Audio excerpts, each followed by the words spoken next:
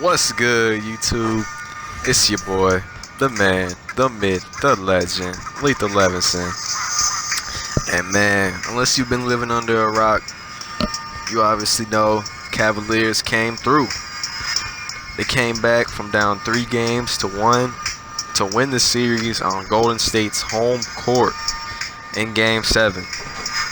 Now, first, I gotta give a big shout out to the big homie LeBron, man. He got it done. Of course, Kyrie, one of my favorite players, hitting that clutch shot. LeBron with that clutch chase down block on Iguodala, man. That really shifted the momentum. You saw the Warriors kind of making a comeback.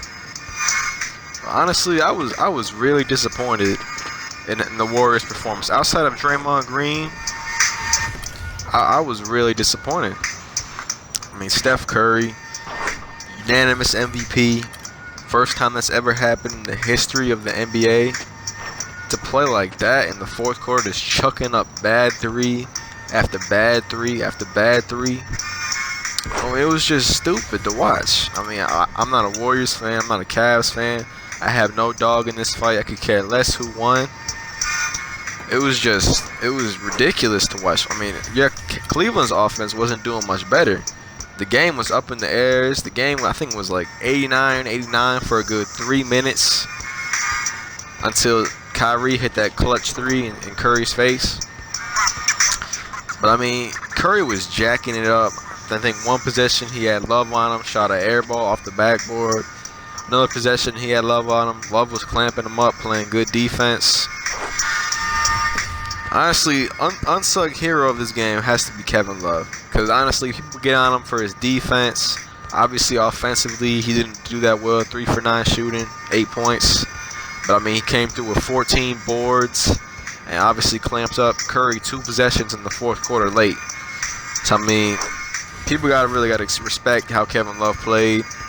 Played some solid D for him. Honestly, no one really did anything for the Warriors. Klay Thompson didn't really shoot. It was just all in the MVP to try to bail him out. No one else would shoot. Iguodala would only shoot layups they thought was uncontested. But Cleveland, they're really an underrated team all year. Ever since David Blatt got fired, Tyrone knew what he had to do to try to beat these Warriors. Obviously, they picked up Channing Frye. Mozgov rarely played in these finals because you have to go small playing these Warriors, man. I mean, Tristan Thompson was the biggest man on the floor for Cleveland most of the time. And he's 6'9", power forward. He grabs a lot of boards. But the main thing is he plays D. When Warriors went to their small lineup, really Iguodala, Draymond Green, Harrison Barnes, don't even get me started on him. He could not buy a shot. But when they went to their small lineup, it really wasn't giving them any advantages like they used to. Usually when they play small ball against larger teams, they always have that one mismatch. That one mismatch that they can key in on. That they have to have a big guard, one of their smaller players that can hit threes and spread the floor for Curry. Run that pick and roll with Draymond. But this series, it wasn't happening. You saw that in the fourth quarter. Last 5 minutes of the game, they could not find a wide open shot. I mean, you got to give the Cavs credit, but at the same time, the offense was stagnant. There was little ball movement. It was just Curry dribble on the floor, shake and bake, try to get a 3 up. And most often than not, it was a bad shot. And that's really how they lost the game. I mean, watching it live, I almost thought that they were going to have a chance to come back when Kyrie took that shot instead of letting the clock run out. But luckily for him, he got the ball back because that could have been disastrous. Then he gave the ball to LeBron on the cut. Almost dunked on Draymond Green. I thought he broke his wrist the way he was down on the ground. But you know LeBron, bro. Kind of overreacts shit. But you really got to give the Cavs credit. You can't hate. At least this day, you can't hate on the Cavs. They had a mission. They got it done. I'm a Knicks fan, so I know what it means to be in a long time trying to win a championship. I mean, Cleveland's been in drought since like '64, Jim Brown. Now, hopefully, all the Warriors bandwagon fans have been fans of the team since like 2015. Go back into hiding. Go back under the rock where they were before. because this really shows the character of true Warriors fans. True Warriors fans gonna stick with the team regardless.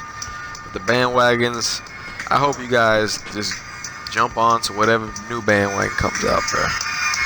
Because I'm just tired of hearing y'all always acting like Curry is something that's never been seen before. Now, don't get me wrong. Curry the greatest shooter in the history of the NBA. But you got to have more than one weapon in your arsenal.